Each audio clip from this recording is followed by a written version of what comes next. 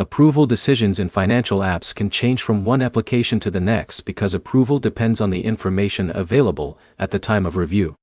If you are checking Albert app approval chances in 2026, you need to understand what factors can affect a decision and what you can do before applying. By the end, you will know what approval rate actually means, what can influence your result, and how to review your application before expecting a decision. The first thing to understand is that a weekly approval rate is not the same as a guarantee. A percentage from another user, website, or previous period does not predict your personal result. Your approval outcome is based on your own application details and the information reviewed during the process. Two people using the same app can receive different outcomes because their situations are different. The second thing to check is your application information. Accuracy matters because incorrect or outdated details can affect how an application is evaluated.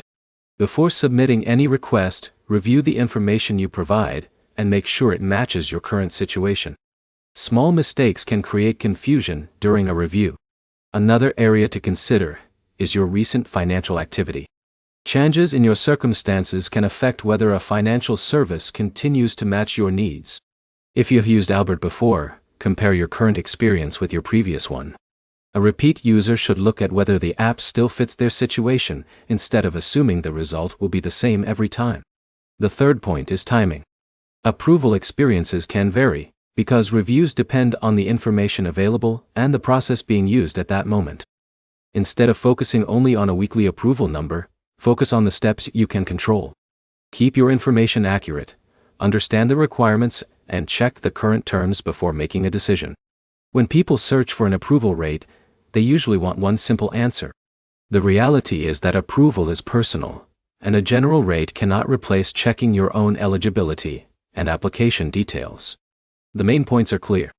Approval rates are not guarantees, accurate information matters, and your own situation determines your experience.